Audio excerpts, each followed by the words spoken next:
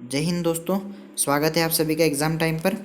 दोस्तों, जैसा कि आप जानते हो, हमारे द्वारा मुख्य परीक्षा 2020 को ध्यान में रखते हुए 3 नंबर की सीरीज चलाई जा रही है। और इसी सीरीज में हमने पिछला एक वीडियो डाल दिया था संविधान मुख्य परीक्षा प्रश्न पत्र 2 के तहत संविधान निर्माण का। और आज ये दूसरा लेक्चर है दोस्तों, हमारे द्वारा मुख्य परीक्षा 2020 को ध्यान में रखते हुए टेलीग्राम पर सीरीज मुख्य परीक्षा की सीरीज भी चलाई जा रही है, टेस्ट सीरीज, जिसे आप ज्वाइन कर सकते हो। तो दोस्तों, हम ज़्यादा समय नहीं लगाते और सीधा अपने पॉइंट पे आते हैं। तो सबसे पहले हम बात करते हैं संविधान निर्माण की इकाई के तहत कौन कौन से संभावित प्रश्न बन सकते हैं मुख्य परीक्षा 2020 में, और इनकी टू द पॉइंट चर्चा करते हैं। हम देखेंगे इसमें कि 3 नंबर के एकदम सटीक उत्तर कौन कौन से पॉइंट में लिखे जा सकते हैं, क्या क्या डायमेंशन हो सकते हैं, और संविधान के प्रश्न कैसे डील करना है। ठीक है, इसकी चर्चा करते हैं। तो सबसे पहले हम आज पहला प्रश्न देखते हैं, संविधान सभा की आलोचना।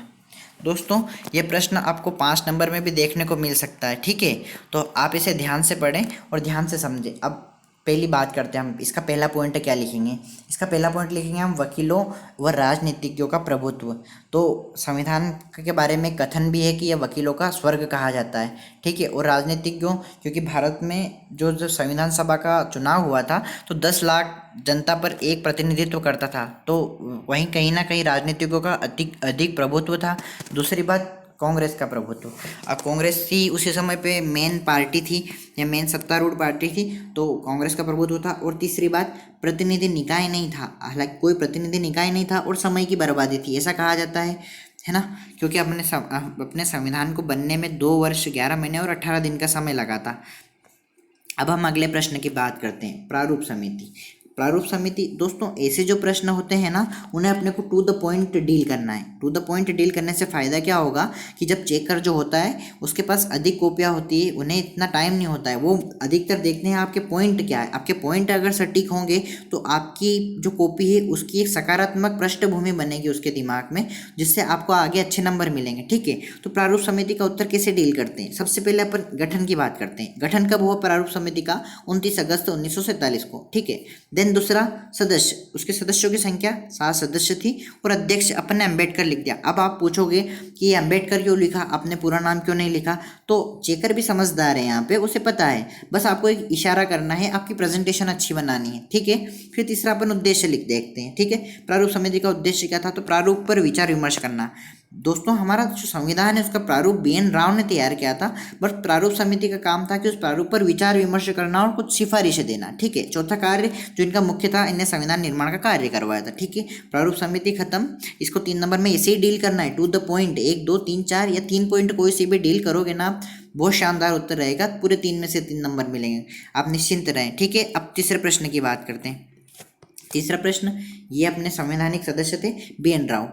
तो इनका सबसे पहले अपन क्या देखते हैं, कोई भी हो तो उसका पहला पॉइंट जो मेन है उसे हम सबसे ऊपर लिखेंगे। ठीक है, तो इनका पूरा नाम लिख दो, पेनेगल नरसिम्हा राव। ठीक है, दूसरा, मेन जो काम था इनका, संविधान सभा के सलाहकार थे, माने संविधान सभा के सलाहकार नियुक्त हुए थे BN राव। फिर तीसरा, कार्य, इन्होंने कार्य क्या किया था? मैंने आपको पहले भी बता चुका हूँ कि संविधान का प्रारूप जो है वो BN राव ने तैयार किया था, प्रारूप समिति ने प्रारूप तैयार नहीं किया था।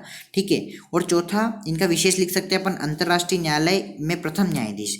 अब ये जो द हेग है वहाँ पर अंतर्राष्ट्रीय न्यायालय है, UN की एक अंग है। ठीक है, तो उसी के पहले न्यायाधीश भारत की ओर से BN राव ही बने थे। ठीक है, अब चौथे प्रश्न की बात करते हैं।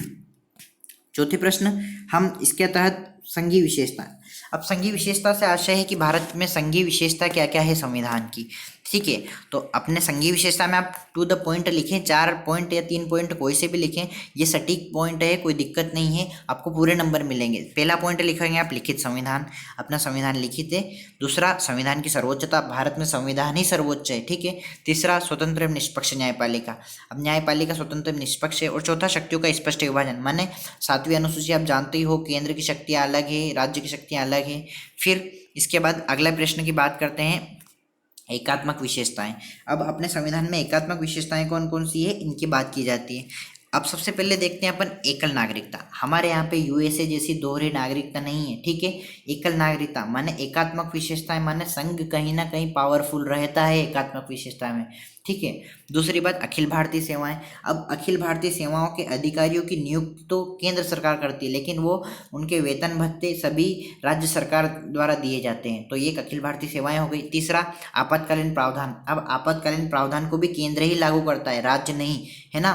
तो यह भी एक एकात्मक विशेषता की प्रमुख विशेषता हो गई। फिर चौथा, संविधान संशोधन की शक्ति।